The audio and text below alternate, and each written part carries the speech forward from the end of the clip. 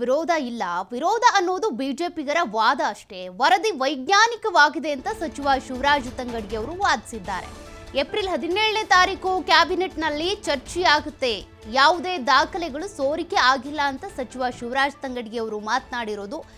ವಿರೋಧ ಇದೆ ಅನ್ನೋದು ಬಿಜೆಪಿಗರ ವಾದ ಅಷ್ಟೇ.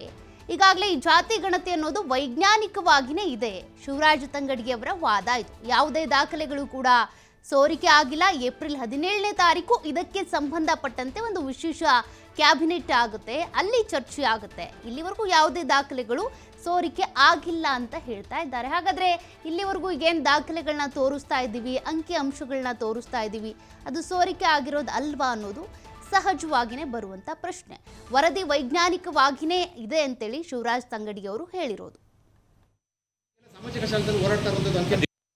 ನಿನ್ನೆ ಕೊಟ್ಟಿದ್ದೀವಿ, ನಾಳೆಗೆ ಎಲ್ಲರೂ ಸ್ಟಡಿ ಮಾಡಿದ ಮೇಲೆ ಅದ್ರ ಬಗ್ಗೆ 17ನೇ ತಾರೀಕಿಗೆ ಚರ್ಚೆ ಆದಮೇಲೆ ಅದ್ರ ಬಗ್ಗೆ ಚರ್ಚೆ ಮಾಡ್ತೀವಿ. ಈಗೆಲ್ಲ ಸಾಮಾಜಿಕ ಶಾಲೆಯಲ್ಲಿ ಓಡಾಡ್ತಾ ಇರೋದು ಅದೆಲ್ಲ ಸುಳ್ಳು, ಎಲ್ಲ ಸುಳ್ಳು. ಅಂದ್ರೆ ಹಿಂದಿನ ಅಂಕಿಅಂಶಗಳು ಈ ಅಂಕಿಅಂಶಗಳು ಬದಲಾವಣೆ ಆಗಿದಾವ ಅಥವಾ ನಾಳೆ ಬುಕ್ದೊಳಗೆ ಬರ್ತಾ ಇದೆಯಲ್ಲ. 17ನೇ ತಾರೀಕು ಆದಮೇಲೆ ಅದು ಚರ್ಚೆ ಮಾಡಿದ್ಮೇಲೆ ಅಂಕಿಅಂಶಗಳು ವಾಸ್ತವ ಸತ್ಯ ಕೊಡುವಂತೆ